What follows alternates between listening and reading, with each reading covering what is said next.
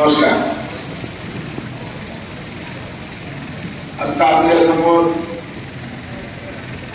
बोललेले आपले लोकप्रिय आमदार दौलतरावजी दरोडा, आपले उपविभागीय अधिकारी पाटील साहेब, तहसीलदार साहेब,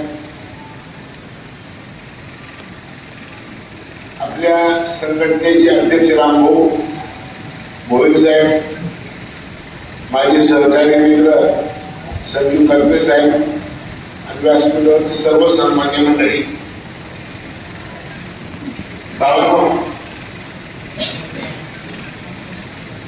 तुम्हाला एक गोंधळ पडला असेल की काय पाहू आहे, काय भानगड आहे, कशाला निवडून आहे कोणाला वाटत असेल तुम्हाला.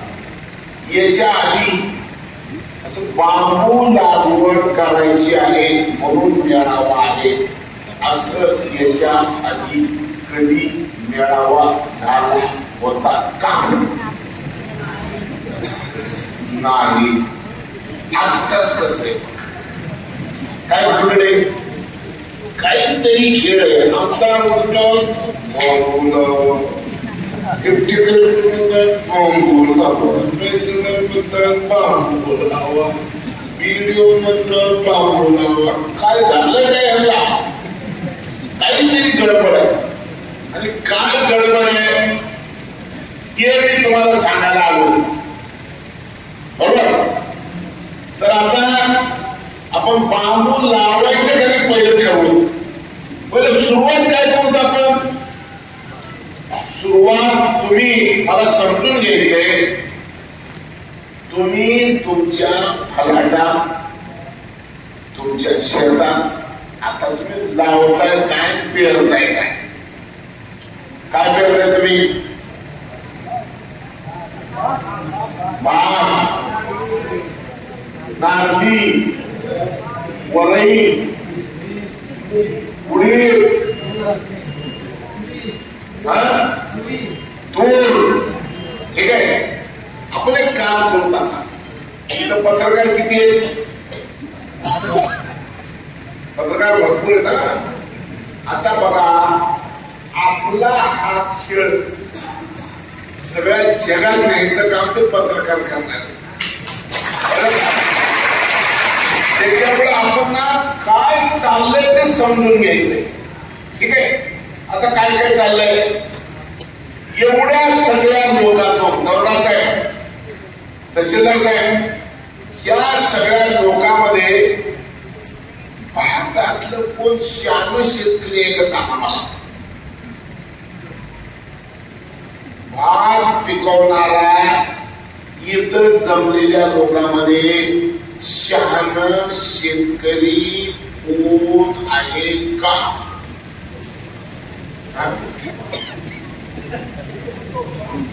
तुम्ही होते, तुम्ही आमदार झाले. आता काय तसं बोला. मी होतो. हा कृष्णा भगत, ये कृष्णा ये. आता इकडे कृष्णा, अरे इकडे त्या बाजूने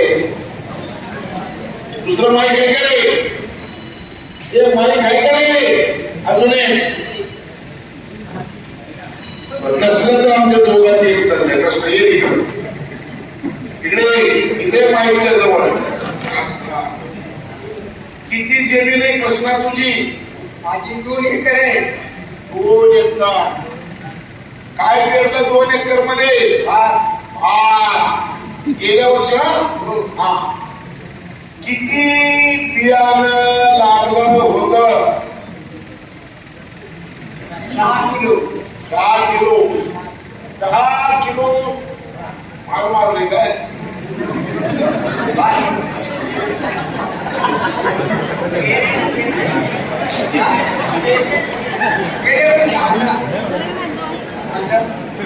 गेल्या वर्षी 5 किलो. 2 एकर मध्ये तुझं भात किती किती क्विंटल झालं? काय क्विंटल झालं? आम्ही उठत नाही खातो. आम्ही उठत नाही. मी ते विचारलं नाही तुला. तुला जेवढं विचारलं तेवढं सांग. 2 एकर मध्ये भात किती झालं? किती क्विंटल? पोते सांग रे. हा पोते. हे पोतं किती किलोचं आहे मला?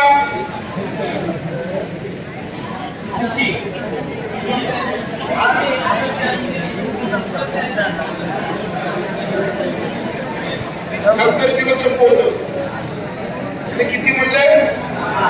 10 पोते. ते किती क्विंटल झालं? 7 क्विंटल झालं. 1 क्विंटल भाताची किंमत किती आहे? हमी भाव देशात असेल 2300 रुपये. याचं 2 एकर मध्ये भात झालं 7 क्विंटल.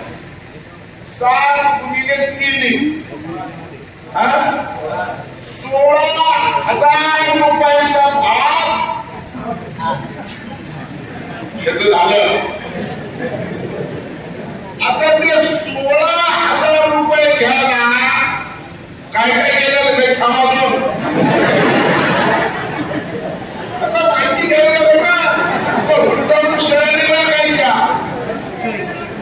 तर सांग हे काय काय मेहनत करावी लागते? पहिलं साफ करावं लागते, पुन्हा भाजावं लागते. त्याला काय म्हणते तुमच्याकडे?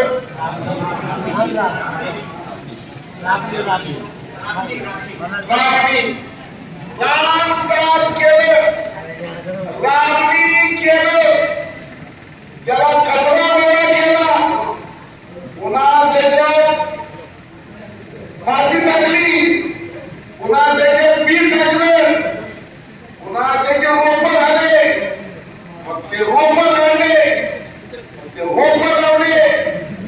अजून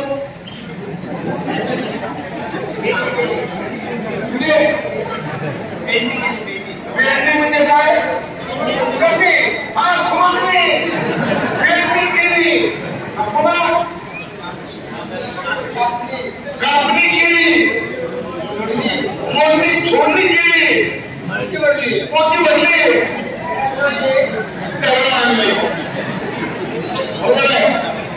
आता तुझ्या आईची शपथ घेऊन सांग, एवढं मेहनत करायला जेवढे पैसे लागले तेवढ्या पैशाचं भात झालं का? पाऊस पडला तर पिकल, नाही पडला तर दुसरंच जळून जाईल. अरे त्याच्यात किती आहे? उरलं का नाही? उरलं का? कसा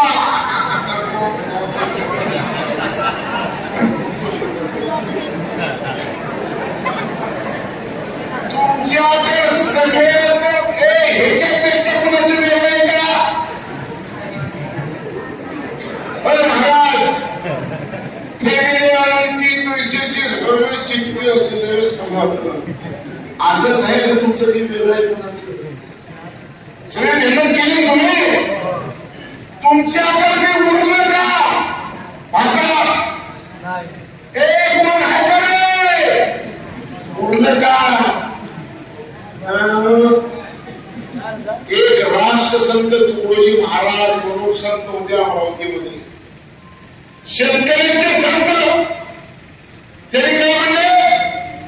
पोशिंदा मनवीशी जगाचा. तू कोण आहेस? मी पोशिंदा आहे, मी श्रेय देवाला खाऊ घालतो.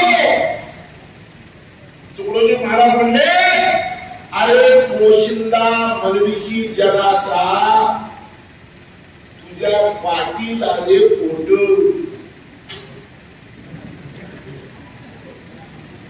तुकडोजी महाराज म्हणले, तू सगळ्या जगाला खाऊ घालणार आहेस. तांदूळ तुझे, गहू तुझे, तेल तुझं, तूप अवस्था कशी आहे, तुझं पोट पाठीला चिटकलंय आणि कानपड बसलेले. मुंबई पुण्यात सगळ्याला खायचं लागतंय. मुंबईत भात तयार होते का? अरे मुंबईत भात तयार होते का नाही? दूध होते का नाही? तूर होती नाही? मग तुकडोजी महाराजांनी सांगितलं, सगळ्या जगाला खवळणारा तू आहे, तुझ्या पाठीला पोट चिटकले. पण मुंबई पुण्यामध्ये बघा, एक शेट दुसऱ्या शेटला भेटायला गेलं की त्याच्या हातात हात जायच्या पहिलं त्याच्या पोटाची टक्कर होती.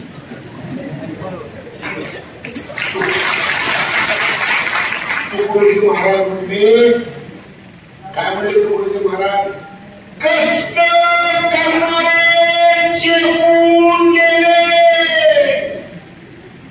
ऐकू सगळे सुजून गेले.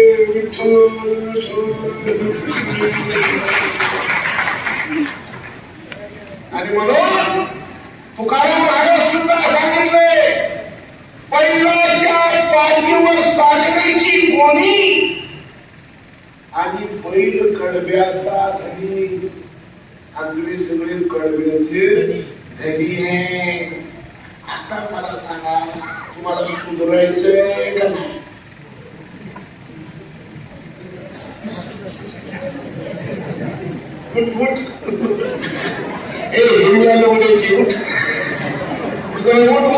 मस्त हसली असतो. अशा निराशा नको, उठ. ठीक आहे, अशा ज्या पद्धतीने हसली ना, एक तर तिला वाटलं होते काय, आणि मग वाटलं सर काही करता येऊ शकते, असं काहीतरी वाटलं असेल. त्याला काय वाटलं, माझ्या भाषणाच्या नंतर विचारतो, ठीक आहे, आता तुमच्या शेतात भात परवडत नाही. भात कुठं परवडते? पंजाब, हरियाणा, बरोबर आहे, असल्या भागात परवडते. तुमचं भात पीक नाही. मग आता तुम्हाला पेरायचंय काय?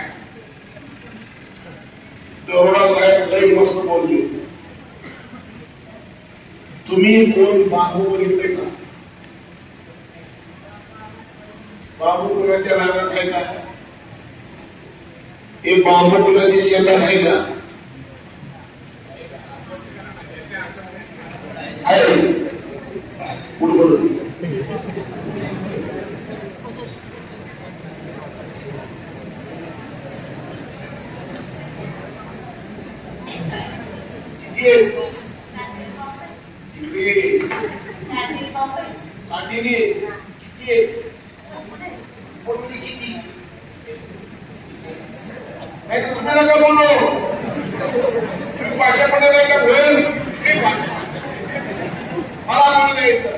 मला काय विचारायचं मला कळतं. तुझं नाव काय? जानवी. नको फक्त जानवी. जानवी, तुझ्या शेतात तिकडं बाबू कधी लागवड केलेली आहे? हा, मग कसं उठले? कधीपासून आहे?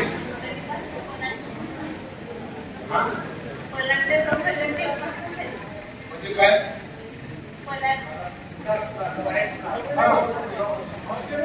ऑलरेडी होते पलाटमध्ये. एकेकाला किती पिकं कुठले? आता सांग ना, तुला सांग 10, 20, 30, 40, 50 एकेकाला. हा, एकाला किती कुठले? ते ऐका, एक रोपाला 20-30 तरी आहे.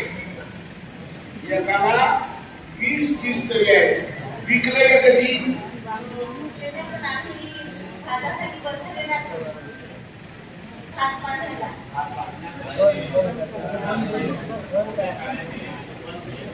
तेवढाच उपयोग आहे, विकलं नाही अजून कधी.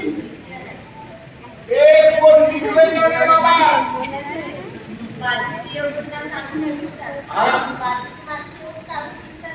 कितक्याला?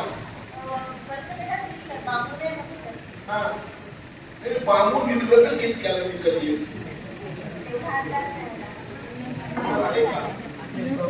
हे कुणाला आहे काय बाबा? हे बांबू विकलं का कोण? ऐकलं का कोण? हे काय काय?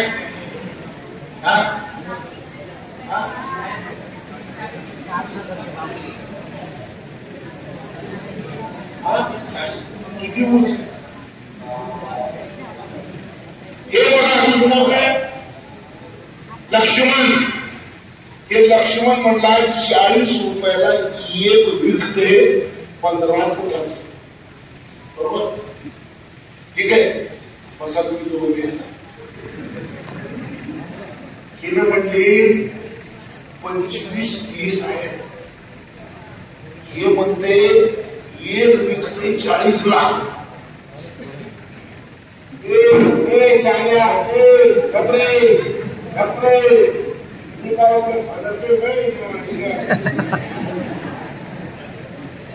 तोंडाला हलकट माणूस आहे, दिसायला सज्ज नाही पण तोंडाला लय हलकट आहे. कोणाचा कधी पान होताना करायची गॅरंटी नाही. एवढं स्टेपवरच्या बोलणार बोलायचं काय, माझ्याकडे बघायचं.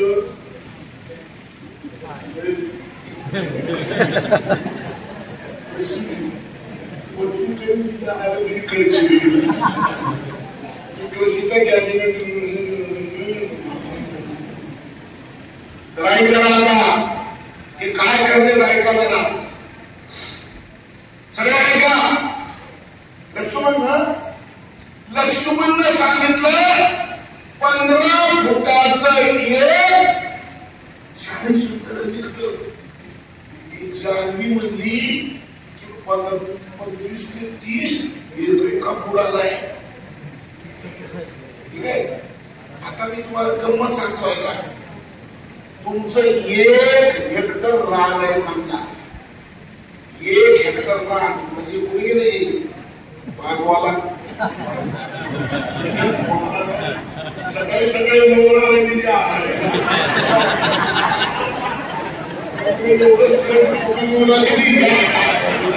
त्याला ते थोडं तेवढंच केलं गेलं माझ्या.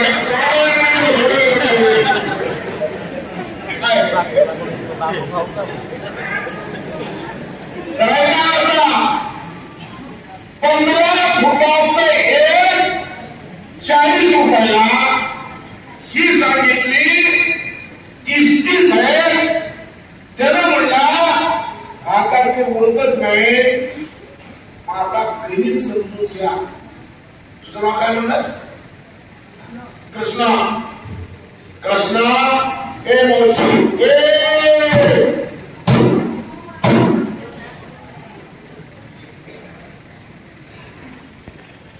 ये कृष्णाची निवडी केलेली 1 हेक्टर. त्या 1 हेक्टर मध्ये जर आपण उद्या बांबू लावले, काही पीक न पेरता तर 1100 रुपये लागतात. 1100 रुपये लागले की ते 1 रोप लावल्यानंतर 3ऱ्या वर्षी 30 काट्या निघतात. यानं जी काठी बोलला 15 फुटाची, ते रोप चुकीचं होतं. फॉरेस्टवाला कोण आहे? फॉरेस्ट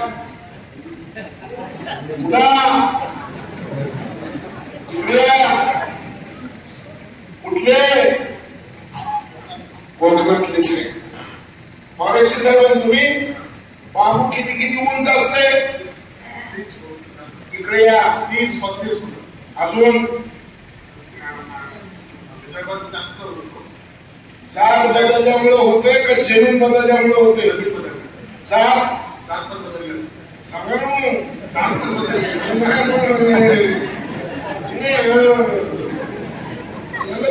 लागते बदलली.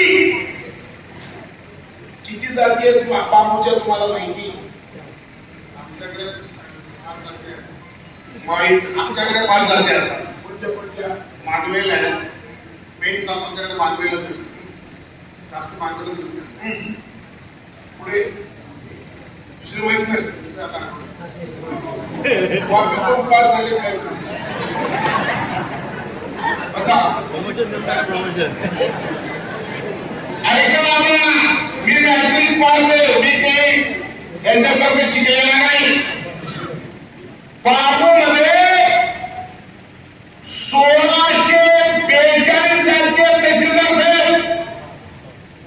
ऐकून घ्या. बांबू मध्ये जाती किती? 1642. किती फूट उंच जातात? काही 100 फूट, 80 फूट, 70 फूट, 110 फुटापासून 10 फुटापर्यंत एवढ्या उंचीच्या जाती असतात. काही 100 रुपयाला विकतं, काही 200 रुपयाला विकतं. आपण चांगली जात जर घेतली आणि वर्षाला 30 फुटवे जर फुटले, त्याच्यातले 10 जर विकायला आले तर एक काठी विकली 100 रुपयाला. 10 काट्याचे किती झाले? 1000 रुपये. एका बुडापासून 1000 रुपये तर 1100 बुडातून किती?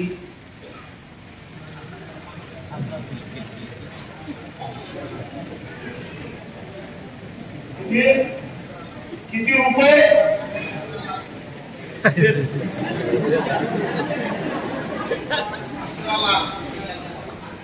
हे आपल्या फॉरेस्ट आहे ना, फॉरेस्ट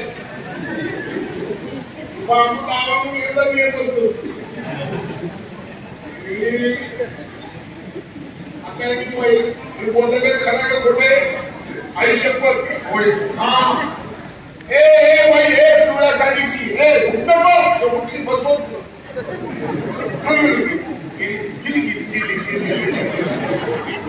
आता कोण जायचं नाही. हे आपले साहेब आहेत. काय बोलतात तुमचं पोलीस साहेब नाही. नाही, तुम्ही सगळ्यात मोठे कुठे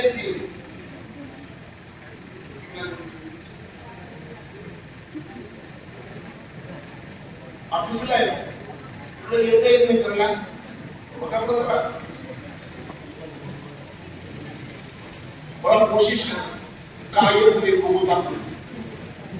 आपण बी मित्र हेलो बरोबर. 11 लाख बसा.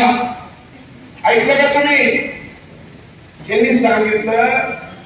या सगळ्याची गुणवेरी सांगतो मी तुम्हाला की एक रोप लावलं की वर्षाला 10 काट्या विकायला मिळतात. 1 हेक्टर मध्ये 1100 रोप बसतात. 1100 रोप बसले की वर्षाला 10 काट्या विकायच्या असतात. आणि 1 काठी 100 रुपयाला विकली की 11 लाख रुपये मिळतात. आपण कमीत कमी अर्धच धरू 5 लाख, त्याच्यात निम्मच धरू 2.5 लाख रुपये तर कुठे गेले नाही. मग आता मला सांगा, बांबू लागवड केलेली परवडली का भात लागवड केलेलं परवडलं? बांबू. आता एवढ्याने बांबू लावला तर विकत का? आपण सगळ्यांनी बांबू लावला. पूर्ण ठाणे जिल्हा, पूर्ण पालघर जिल्हा आपण जर बांबू लावला तर बांबू खरेदी करायला कोण येईल का? नाही. एक जण कोणतं बोलून मला काय शक्य आहे बाबा असं म्हणाला कोणतरी तुझ्या मागे हे देऊन ना हे ते काळं शर्ट आहे ना त्याच्या पुढे एक काळ्या शर्टाच्या पुढच्या उठी पुढच्याला तुझ्या पुढचं हे इकडे ना आणि हे ना मी तर तुला पाडून बोलायला का इकडे ना असं इकडे त्यांना हसलं की एवढं कोण काय वाटलं विचारू घ्या आपण माझ्या सगळ्या प्रश्नांची उत्तर आहे जगातल्या कुठल्याही या संदर्भातला प्रश्न विचारा त्याची उत्तर माझ्याकडे आहे म्हणून सरकारने मला मंदिराचा दर्जा दिलाय मी निवडून न येता मंत्री तेवढं निवडून येऊन मी मंत्री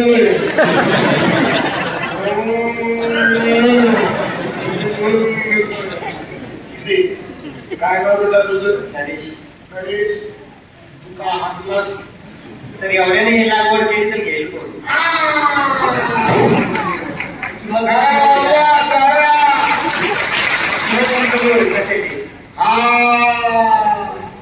नरेश नरेश म्हणला एवढं घेईल कोण आणि नरेश म्हणला एवढे लावलेली किंमत कमी होईल इमानदारीने बसायचं नाही आता नरेश म्हणलं एवढं घेईल कोण आता तुमचं समाधान होणार आहे का नाही बघा काय हे माझा चष्मा आहे कशाचा आहे एक पिशवी आणायला सगळ्या गाडीतली आणले का तिकडं आणायला हे चष्मा बघितला का हे चष्मा कशाचा आहे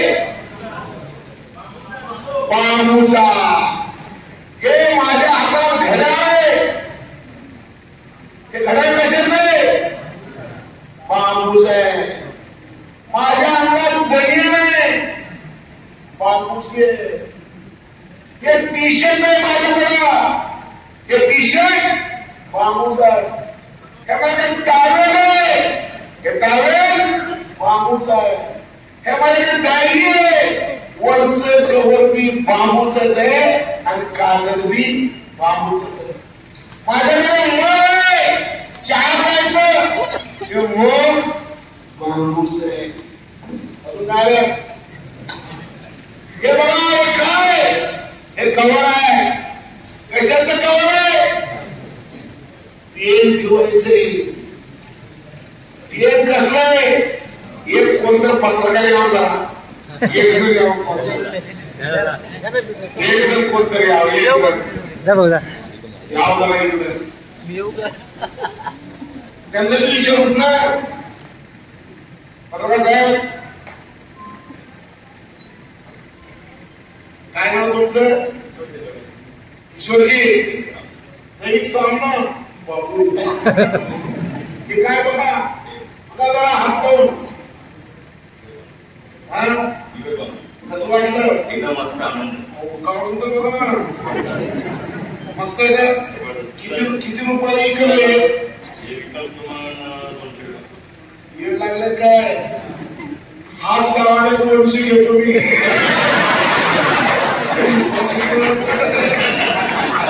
हात लावायला 200 विकायला नाही पेन आहे हे पेन आहे त्याला काय लावलं फक्त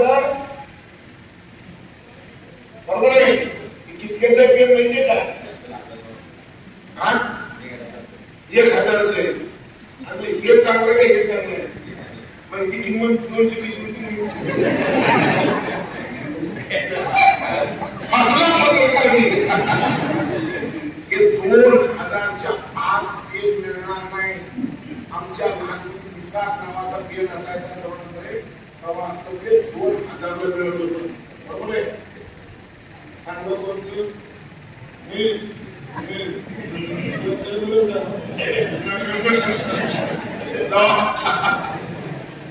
हे पेन बाबूच आहे.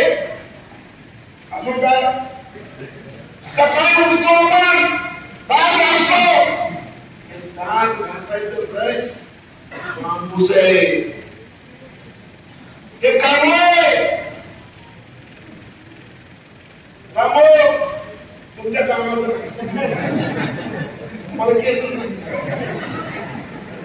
हे कलवा बांबूच आहे. हे तर मला दाखवायचं होतं, ते आणलं मी. आता पुढचं आहे का? पुढचं आहे का? पुढचं मी आता फक्त पत्रकारासाठी हे बाई हे उठू नको, तिचं काय अडचण आहे? काय म्हणत काय म्हणत आपण पाणी तिथं आणून देतो ना. हे पाणी देऊ दे का तिथं? कसं काय तू एवढा लवकर कोणी कधी घेत पण नाही. तू तुला दाखवतो चांगला कोणी कधी येते. तिथे आता मी त्याचे पत्रकार बसले आणि त्याचे अधिकारी बसले. अधिकारी काही बोलणार नाही, पण पत्रकार नक्की चुकलं तर चुकलं म्हणतील, यशला यश म्हणतील, नोला नो म्हणतील. पण मी आता पत्रकारांना विचारतो, पत्रकार भावांसाठी मी पत्रकार आणि अधिकाऱ्यासाठी आणि दौलतरावजीसाठी मी 2 मिनिट बोलतो. आता ऐका काय झालंय. आता झाले असं उखाणा वाढलंय का कमी झालाय? या सगळ्या समाजात एक मत आहे का? उखाणा वाढलाय. वर्षाला उखाणा वाढूच लागले कमी कमी होऊ लागले? वाढूच लागले. हे एवढं वाढलंय. ऐका, हे उखाणा किती आहे? मोबाईलवर बोलायचं नाही. हे उखाणा किती वाढलंय? मी सगळ्या पत्रकारांना आणि अधिकाऱ्यांना सांगतो, अरे उखाणा किती वाढलंय? 1750 लक्षात घ्या. 1750 ला पृथ्वीवर पहिले इंधन तयार झालं. हे इंधन हवेतलं ऑक्सिजन खाल्लं, कार्बन सोडलं, तापमान वाढलं. ज्या दिवशी इंजिन तयार झालं त्या दिवशी हवेत कार्बनचं प्रमाण किती होतं? 280 ppm. अधिकाऱ्याने, सगळ्या अधिकाऱ्यांनी आणि पत्रकारांनी ऐकायचं. 1750 ला पृथ्वीवर पहिलं इंधन सुरू झालं. हे इंधन ज्या दिवशी सुरू झालं त्या दिवशी पृथ्वीकडे कसं आहे 280 ppm कार्बन होतं. किती कार्बन पाहिजे? जनावर, माणूस, वनस्पती पृथ्वीवर जिवंत राहायचं असेल तर जास्तीत जास्त 350 ppm कार्बन पाहिजे. आता झालंय 428 ppm.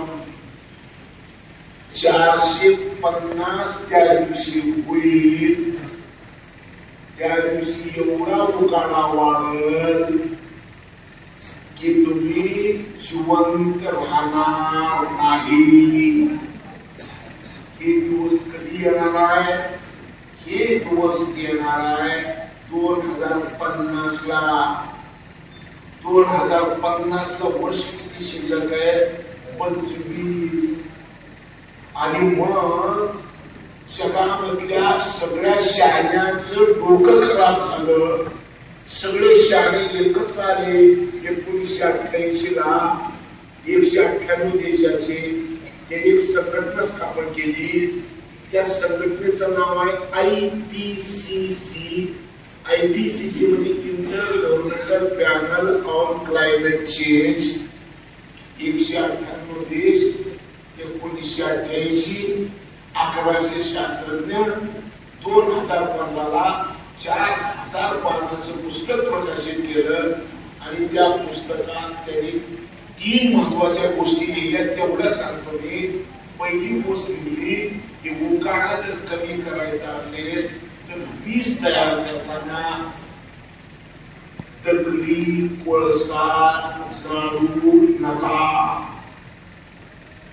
काय सांगितलं त्यांच्या भाषेत सांगतो.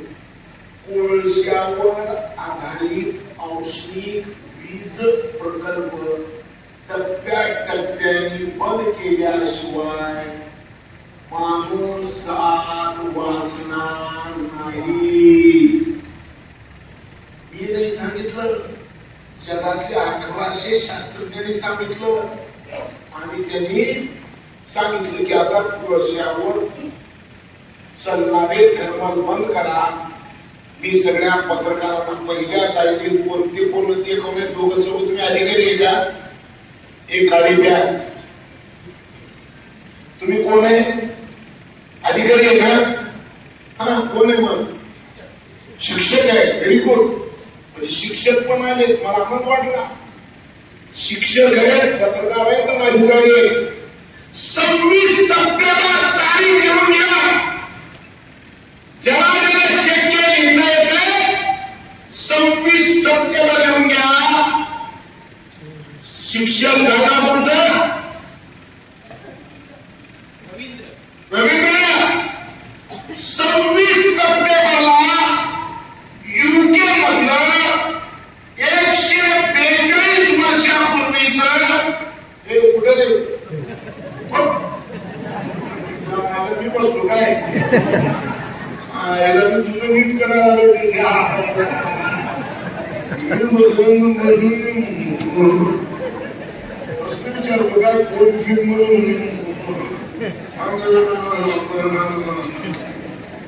ऐका. UK मधलं 142 वर्षापूर्वीच जुनं थर्मल जे कोळशावर चालत होतं जमिनीच्या पोटातल्या, UKने ते बंद केलं आणि ते त्यांचं शेवटचं थर्मल होतं. काय सांगितलं? आम्ही शेवटचं थर्मल बंद केलो कारण माणसं जगवायचे. जगामध्ये जोपर्यंत दगडी कोळसा जाळणं बंद होत नाही तोपर्यंत माणूस जिवंत राहणार नाही. त्याचं कारण आहे का? त्याचं कारण आहे का? जमिनीच्या पोटात दगडी कोळसा सापडतो. त्या कोळशामध्ये कार्बन डायऑक्साईड लपून बसलाय. त्याला काढून जमिनीवर जाळलं की 1 किलो कोळसा जाळला की 2 किलो 800 ग्राम कार्बन तयार होते.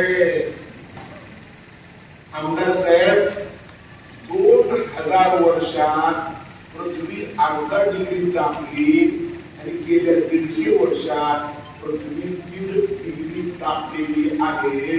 तुमच्या माझ्या लेखनाचं आता पुढे भविष्य खरं नाही आणि म्हणून आता सांगितलं की जर हे 2 डोळे, 2 हात, 2 पाय, 1 नाक असली आकृती पृथ्वीवर जीवन ठेवायची असेल तर कोळसा जाळायचा बंद करा. आता कोळसा जाळायचा नाही तर जाळावं काय नाही? तर मी सांगितलं बांबू जळवा. बांबू 1 किलो दगडी कोळसा जाळला की 4000 उष्मांक तयार होतो. ज्याला इंग्रजीमध्ये कॅलोरीफिक व्हॅल्यू म्हणतात. 1 किलो दगडी कोळशाची कॅलोरीफिक व्हॅल्यू 4000 आहे आणि 1 किलो बांबूची कॅलोरीफिक व्हॅल्यू 4000 आहे. 1 किलो दगडी कोळसा जाळला काय आणि 1 किलो बांबू जाळला काय? 20 तेवढीच तयार होती. मग शेवटचं ऐका. मग ऐका शेवटचं. मग जमिनीच्या पोटातला कोळसा जाण्याच्या ऐवजी जमिनीवरचा बांबू का घालायचा? तर जमिनीच्या पोटातलं कोळसा काढून जाळलं की कार्बन डायऑक्साईड वाढवलाय आणि ते जेवढं वाढलं तेवढं आम्ही मरणार आहे. बांबू का? बांबू हवेतलं कार्बन ओढते, जाळलं की पुन्हा हवेत सोडतंय. ओढायचं सोडायचं, ओढायचं सोडायचं, ओढायचं सोडायचं चांगलं, जमिनीतलं काढायचं सोडायचं चांगलं. सायकल चांगली. आणि म्हणून भारत सरकारने निर्णय केला 2019 ला की बायोमास पासून वीज तयार करायची. आणि मग देशाचे पंतप्रधान नरेंद्र मोदी यांनी वाक्य वापरलं. तुम्हाला ते कळलं नाही तर मी काय करू? मोदी साहेबांनी सांगितलं की मेरा किसान अब तक अन्नदाता था, अब मेरा किसान ऊर्जा दाता बन रहा है.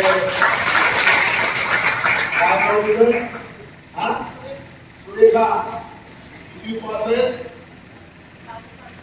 6वी पास आहे. कसं ऊर्जा म्हणून काय वाजवली? त्या हॉलमध्ये सगळ्यात शाली की नाही, हिला कळलं. इकडे समोर तुला ठोकतो. म्हणजे आता ऊर्जा जमिनीतून काढायची नाही, ऊर्जा आता जमिनीच्या पाठीवरून काढायची. आणि जमिनीच्या पाठीवर ऊर्जा देणारं कुठलं पीक असेल तर त्या पिकाचं नाव बांबू आहे. बांबू. सगळ्या जगात वीज बांबूवर तयार होईल. बांबू मुंबईत येते का? मुंबईत येते का? नाही. पुण्यात येते का? नाही. ते तुमच्या पशीच येते. तुम्ही लावायचं आणि म्हणायचं 100 रुपये नाही. तसं काय बरोबर आहे? काय बरोबर आहे? इकायला कोण? घ्यायला येईल का कोण? मायक्रो करा घ्यायला कोणी गेला. आता तेवढे जंगलात कोणी नाही केले पायावर. काय झालं? काय झालं? आता काय गॅस भेटला ना.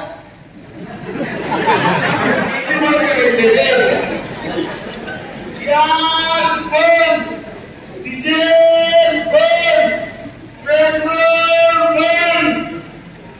जायचं असेल बायोमास बांबू ते पुढे कशी लाल किती वाटा देशामध्ये दिसते.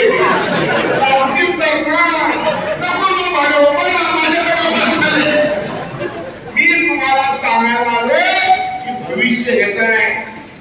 दुसरं अजून एक सांगतो, आता डिझेल पेट्रोल बंद होणार आहे.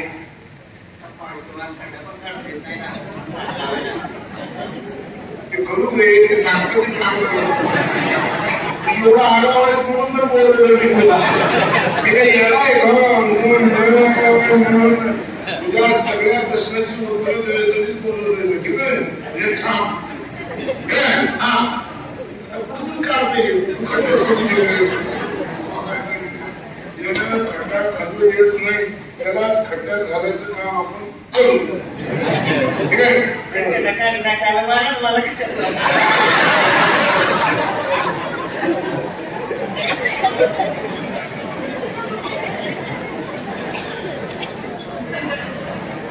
ठीक आहे. शेवटचा आहे का? आता डिझेल पेट्रोल जाळायचं बंद करायचं नाही. जाळायचं काय? इथेनॉल. आता काय चाललंय? इथेनॉल. इथेनॉल कशापासून तयार होते? नाही, आता ऊसापासून तयार होते. आता इथं उसापासून काय होतंय? अटल बिहारी वाजपेयींनी 5% सुरुवात केली. मोदीजी आता जमिनीच्या पोटातल्या पेट्रोलमध्ये उसाचं इथेनॉल 20% मिसळायला सुरुवात केली. ती 100% जाणार आहे. सुरुवात झाली आता 20 ला आलं. आता कसा तयार होते इथेनॉल? उसापासून. ऊस शहापूरमध्ये होते का? नाही. ऊसाचं कसं आहे? जमीन सपाट लागती, काळी लागती, पाणी भरपूर लागतंय. ते आपल्याकडे काहीच नाही.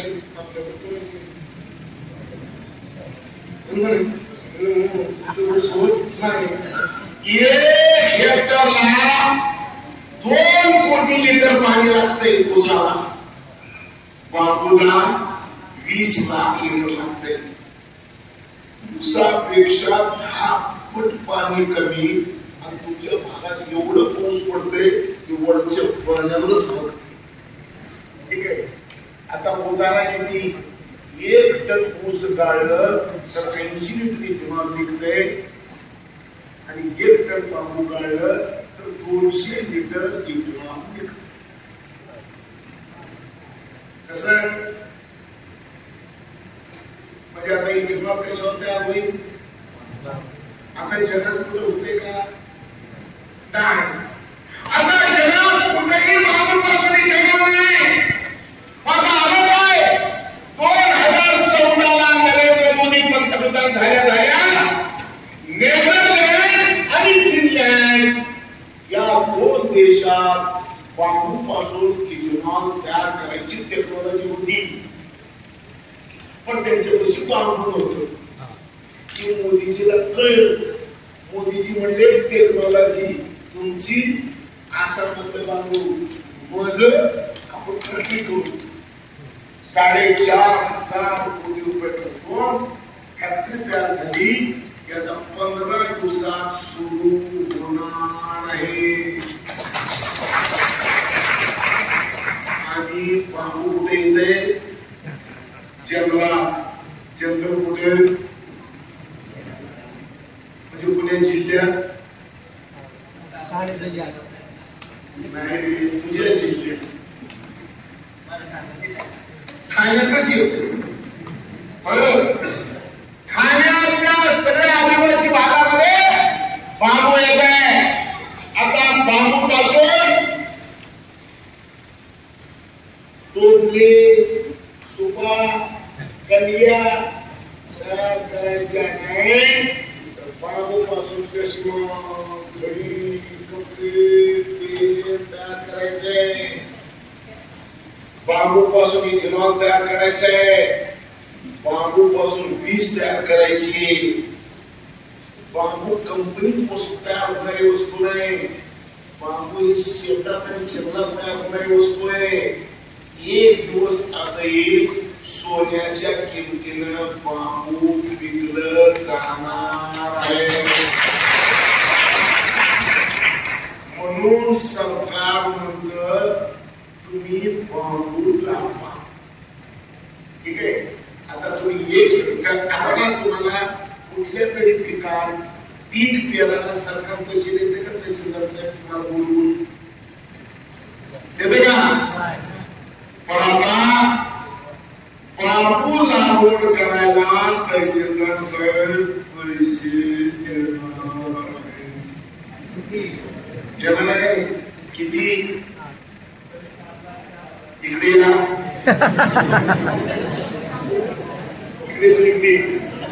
इकडे नको. इकडे तहसीलदार साहेब. तहसीलदार साहेब सांगा.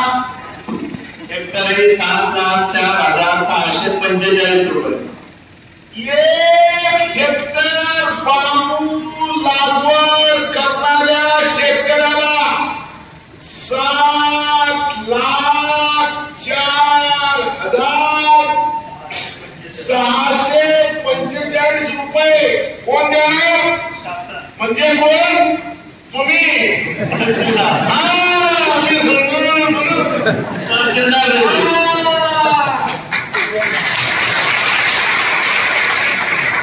असलं कधी होतं का?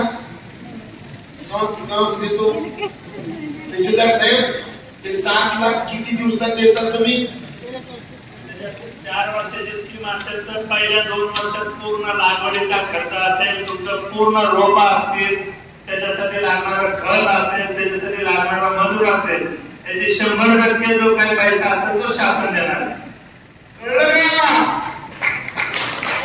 म्हणजे काय आता बघा तहसीलदार साहेब, आता तहसीलदार साहेब नंतर जर पैसे मिळण्या गेल्यानंतर मोर्चा कुठे? आता व्हिडिओ आहे आपल्यापैकी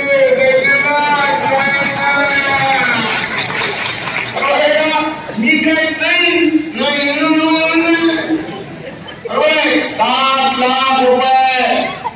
आता ऐका, 7 लाख देणे आणि मग 7 लाखाला 1100 रुपये लावायचे. 1100 रुपयाला 40,000 रुपये लागणारी रोपाला. तुमच्या घरी 40,000 रुपये रोपासाठी आहेत का? मग कसं आता? मग कसं? कृषी अधिकारी उठा, इकडे या. 40,000 रुपयाची रोपं पाहिजे. कोण देईल? आपणच रोजगार हमी योजनेमधून मोफत देतोय आपण. म्हणजे पैसे कोण देणार? शासन. असं सरकार म्हणजे कोण? कृषी नर्सरीला पैसे द्या. शासन रोप तुम्हाला फुकट देणार. कळलं का? रोप बी मिळाले तर खड्डे लावायचे. खड्ड्याचे पैसे खोदायचे, भरायचे, खताचे सर्व पैसे रोजगार हमीतून 100% पैसे. म्हणजे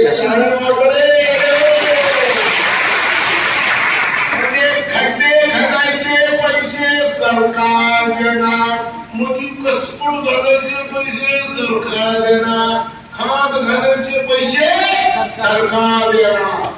आणि लावलेले शेतात आहे का नाही बघायला शेताला जाऊन आलं. मजुरी कोण देणार? मजुरी शासन. रोज किती रुपये देणार साहेब? 312 प्रमाण आहे. रोज आपल्या सरकार चक्कर ते पैसे म्हणजे कृषी विभाग देणार. ठीक आहे. आता एक बिल कोण काढते? व्हिडिओ मॅडम, बिल कोण काढते?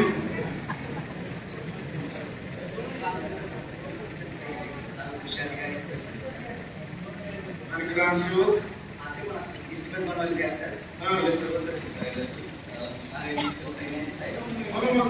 तुम्ही ये मॅडम ये.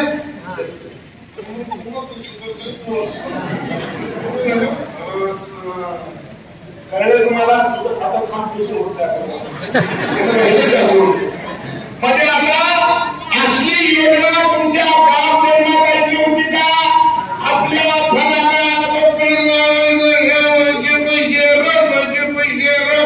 पैसे असं कधी होतं का? होतं का? आणि आता हे रोप लावल्यानंतर शेतकरी उत्पादक कंपनी तुम्हीच काढायची. ही कंपनी 1 हेक्टरमध्ये वर्षाला 2.5 लाख रुपयाचं बांबू खरेदी करत.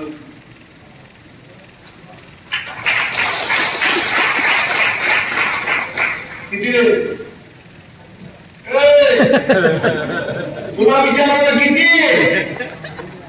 2.5 लाख रुपयाचा बांबू. काय वाटतं तुला आता? आमचा विचार कर. या आमच्या आजूबाजूचा प्लॅट लागू झाले की आमच्या गावाचं प्लॅट लागू नाही झाले. ते कधी होतील? किती वाजता झाले?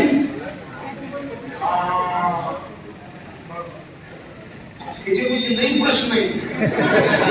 बऱ्याच प्रश्न सुटला. आता नंतर फरक कधी होते अजून थोडं तुझ्या बापापासून लढाई सुरू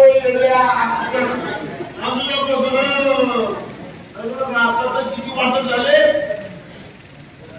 झाले दिसेल साहेब?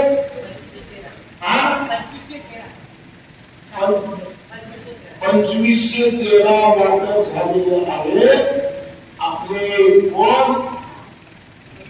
विवेक भाऊच्या लढाईमुळे इथपर्यंत आले. आता एका बरोबर दुसरा आले. दुसरं किती खतरनाक म्हणून आता तुझं जे काही आहे पण तुझं ते इकत असं वाटतंय का?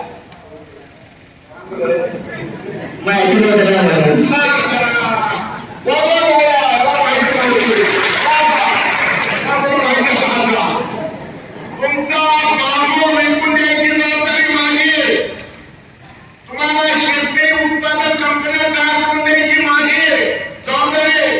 तुमच्या उत्पादक कंपन्याला 1-1 कोटी रुपयाची मशीन गाळा करून द्यायची जबाबदारी माझी आहे. परंतु माझ्या बरोबर दौलत दौडा राहणार. कुठून सांगा आई शपथ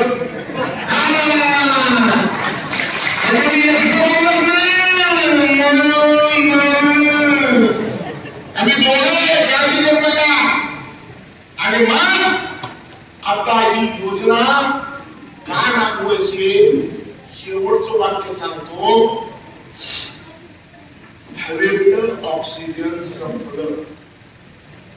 ऑक्सिजन जर वाढवायचा असेल तर जगात एक शेवटचा प्रश्न विचारतो. काय नाव तुम्ही कोण?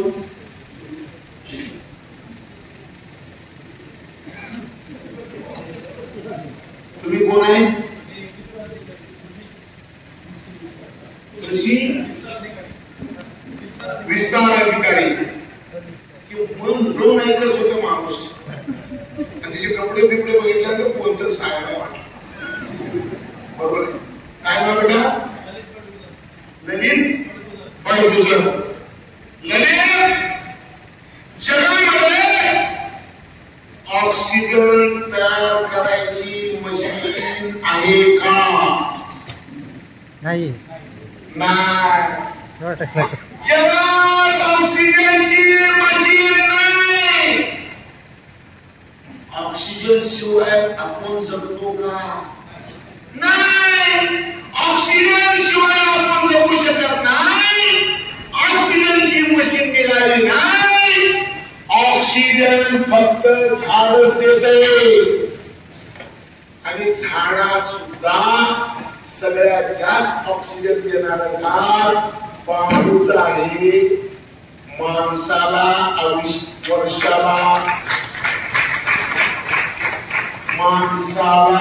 वर्षभरात 280 किलो ऑक्सिजन लागतं. बांबूच एक झाड 320 किलो ऑक्सिजन देत. ज्याला उन्हाळा कमी वाटतो त्यांनी झाड नाहीतर उकाड्याला आपण भरून जाणार. ज्याला उकाडा सहन होत नाही त्यांनी बांबू लागवड करायची आहे. ठीक आहे. बांबू लागवड केली. उकाडा कम, ऑक्सिजन जास्त, कार्बन कमी, उकाडा कमी असलं जे वातावरण आहे आणि ते करायचं असेल तर आणखीन एक गोष्ट सांगतो. उकाडा कमी म्हणजे कार्बन कमी. पुन्हा एकदा उकाडा कमी म्हणजे कार्बन कमी. जगामध्ये जेवढे झाड आहेत त्या सगळ्या झाडापेक्षा अधिक 35% कार्बन खायचं काम बांबू करत असतं.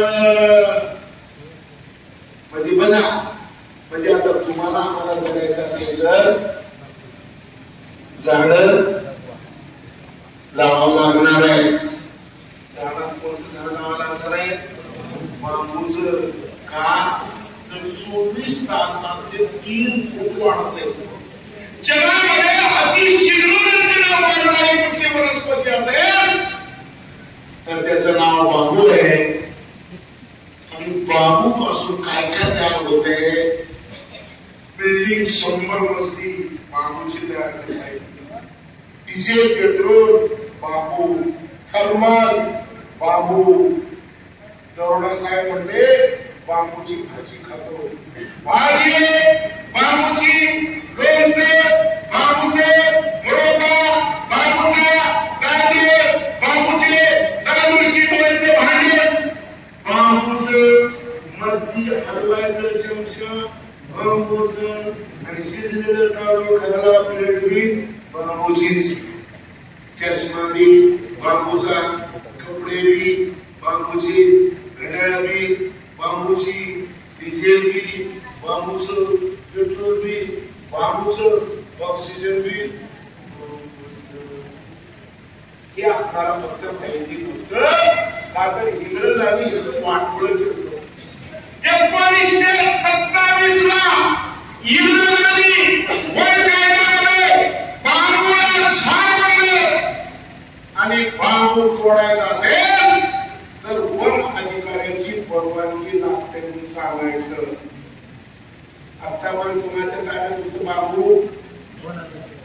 तुमच्या, ह्यांच्या ताब्यात बांबू. रान माझं, रोप माझे, बांबू लावला मी आणि तोडायची वेळ आली की साहेबाकडे जायचं. साहेब माझ्या बांबू तोडायला परवानगी द्या. हे साहेब नाही, पण त्या काळातले साहेब म्हणायचे बांबू तोडायला परवानगी द्यायची असेल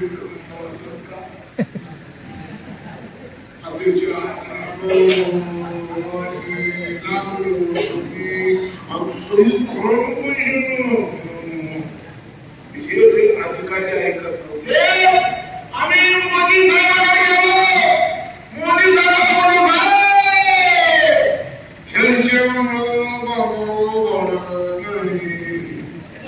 बांबू शिवाय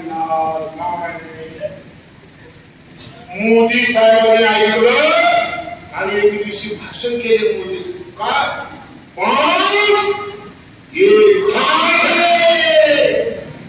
म्हणजे झाड नाही गवत आहे म्हणणे. अगं गवत कापायला आणि लावायला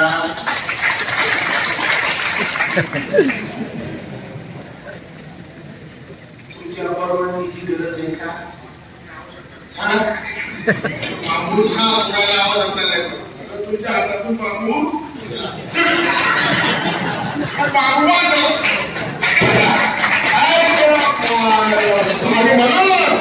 ज्या दिवशी मी माननीय मोदी साहेबांसोबत एका कमिटीत होतो शेतकऱ्याचं उत्पन्न दुप्पट करायचं.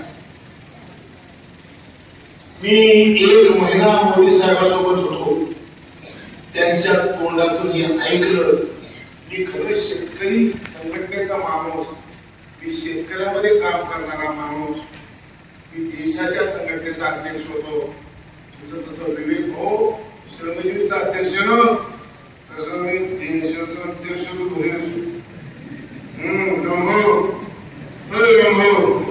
देशाचा अध्यक्ष होतो भारतासाठी. आणि मग मी म्हणलो सगळा खेळ बांबूत आहे आणि आता बांबूत काम करावं. आणि मी बांबूत खरंच काम सुरू केलं. तर आता गुगल मध्ये who is bamboo man of India असं जर विचारलं तर गुगल म्हणतंय पाशा पटेल. एवढं काम गेल्या 10 वर्षात. आणि म्हणून आज तुमच्या इथं आम्ही कशाला आलो तर जग वाचवायचं काम करायचंय. आपल्याही लेकराला वाचवायचंय आणि आपल्या खिशात पैसे आणायचे. जगालाही वाचवायचंय आणि आपल्यालाही वाचायचंय. म्हणून बांबू लागवड करायची. 1 इंच रान शिल्लक ठेवायचं नाही. सगळ्या ठिकाणी बांबू लागवड करायची आहे. आता मला सांगा डिप्टी कलेक्टर साहेब, तुम्हाला ऑक्सिजन लागतं का नाही? नक्की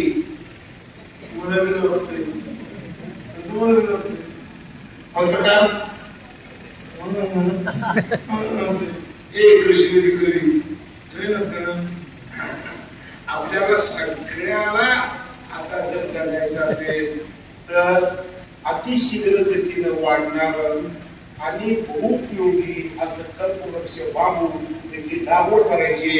आणि भारतामध्ये पहिलं राज्य महाराष्ट्र आहे जिथं आपण 1 हेक्टरला 7 लाख रुपये अनुदान देतो. आता हे 7 लाख एकनाथ शिंदे साहेबांच्या काळात झालेला निर्णय. आता देवेंद्र फडणवीस साहेबांच्या काळात काय झालं? देवेंद्र फडणवीस साहेबांनी परवा मार्चच्या अधिवेशनात बापूसाठी किती पैसे काढून ठेवले? किती?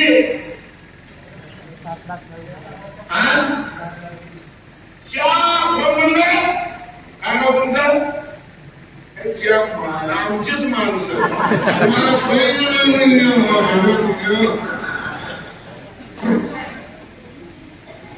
देवेंद्र फडणवीस साहेबांनी अजित पवारच्या माध्यमातून या अधिवेशनामध्ये सांगितलं 4,300 कोटी रुपये बांबू लागवड करून उद्योग करणाऱ्या शेतकऱ्यांना द्यायचंय. जन उद्योगाची पायरी करत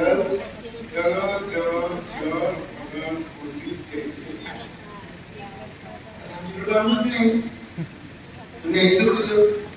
दरोडा साहेब तुम्ही बरेच आमदाराचा व्हायचा असाल,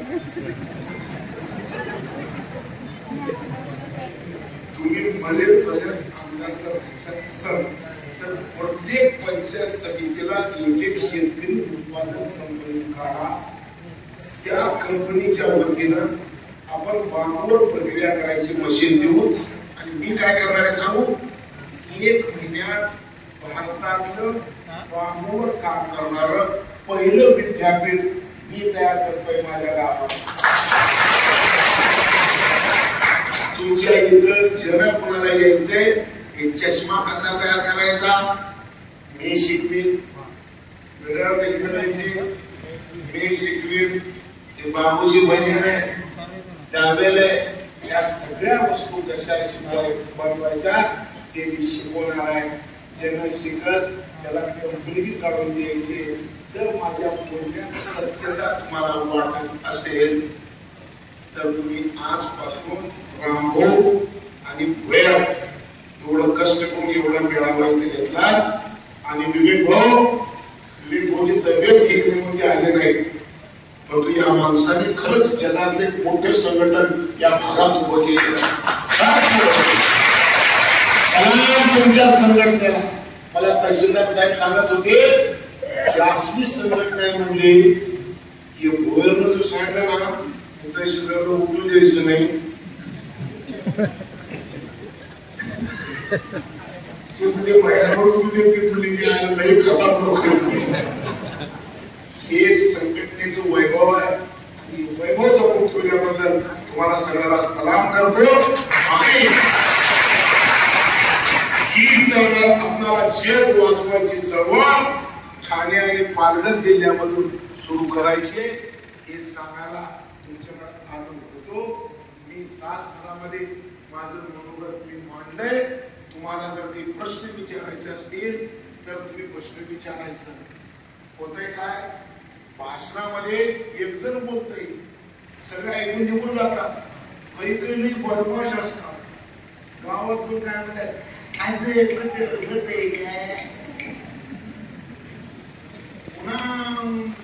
धंदे करणं असते.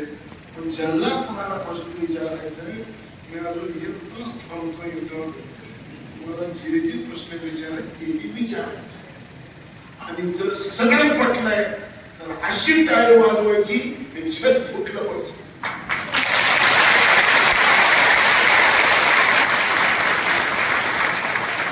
आपल्याला सगळं पटलंय असं मी गृहीत करतो. आणि तुम्ही ज्या वेळेस मला हाक मारसा, मी मुंबईत राहतो, तुम्ही म्हणता की श्रीमंत माणूस दिसतोय, मला सरकारने घर दिलं म्हणून मुंबईत मी गाडी सरकारची, घर सरकारचं, आणि तुमच्या पैसे घेऊन भाषण करायला मला महिन्याला 3,60,000 रुपये पगार देते सरकार. आणि जेवढं इमानदारीनं खाल्लं तेवढं काम तर इमानदारीनं केलं पाहिजे का नाही? माझं काम इमानदारीनं वाटलं का तुम्हाला? वाटलं? तुम्ही आता सर्टिफिकेट दिला त्याबद्दल तुमचे सगळ्यांचे आभार मानतो आणि इथंच थांबतो. ते